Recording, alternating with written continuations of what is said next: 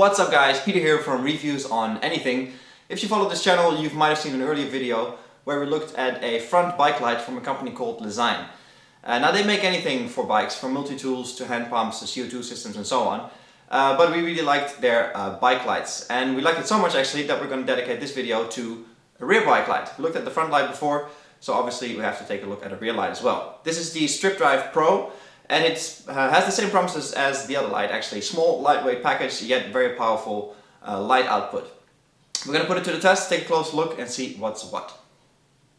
Alright, so here we are with the LEZYNE Strip Drive Pro rear LED bike light. We'll start with the packaging, which is like other lights from LEZYNE, not much to see. It's just this plastic sort of wrapper that the light comes in, with some modes and interesting features here and a few descriptions on the inside, which is, you know, nice overview of what it does and how to use it. Not much on the back except for how to charge it and all the different modes. So let's put this to the side and let's have a look at the unit.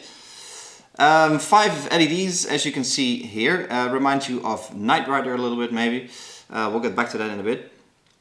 On the top here is the power button, which is the only interface button there is. There's 2 brackets here on the side where this rubber strip attaches to. So you'll hook it in one, hook it around your handlebars, or handlebars rather, around the bars on the back of your bike, and then hook it in the other one, and then you're good to go.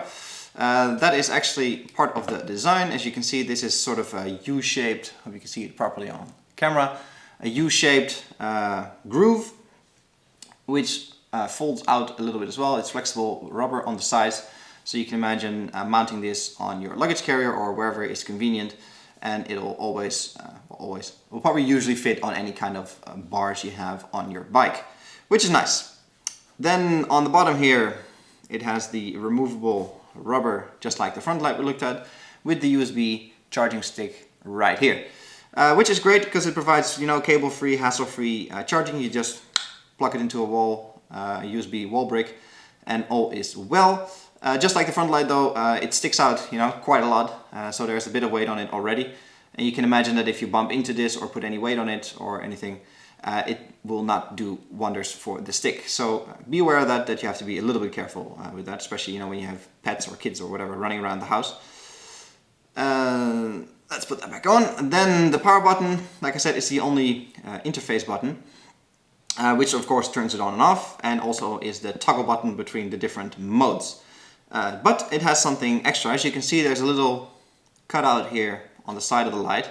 If you press the button once, it lights up, and it's the charging indicator, which is actually a nice touch because obviously there's no way to tell if it's you know, properly charged or not. And by just, you know, clicking it quickly, you see that it lights up. And that shows how much charge is left, from fully charged to halfway to ready or needing to charge again.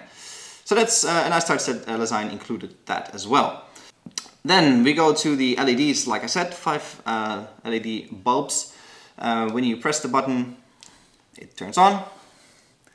And as you can see, we can toggle between all the different modes, from very bright to dimming to flashing, to, you know, full out Knight Rider mode,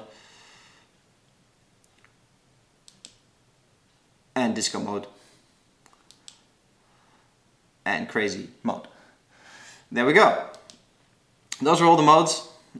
You know, in my opinion, you don't need all these modes. Just the solid is enough, and, you know, you can maybe argue for the dim settings, but I don't really see the point of having all those different modes available, because in most countries it's not even allowed by law to have those modes on your bike anyway, so, you know, why would you need them? But I can see, you know, maybe when you use them in this light in a different situation than on your bike, you know, those modes might have some kind of use, but as far as I'm concerned, they could have just stuck to 1, 2, maybe 3 modes, and that's it. But, you know, if you buy this for your kid and he bikes to school with it, you know, maybe it's fun to have it at school and so on. This is a great light actually. It does exactly what it needs to do. It provides you with, you know, as a clear visible sign for other motorists. It's not you know, designed to illuminate anything, because obviously that's what front lights are for. But with this, it has a very high output of a maximum of 100 lumens, which is great, which makes sure you'll be seen in any kind of environment, which is in the end what it's all about, because that obviously adds to your safety. Any downsides? I would say the only problem I have with this light is the attachment strip. This is not the most durable solution in my opinion. Obviously you'll put a lot of stress on this rubber when you put it on. You'll be pulling it all the time. It gets wet, it dries, it gets cold, it gets warm again. So you can imagine that this is definitely the weak point of the light. Not to mention that when you hook it around your handlebars, it might unhook. So if they had to go with this, I would have suggested that attach it at least on one side permanently, so you only have to strip it around and you don't have to make sure it stays on while putting it on your bike.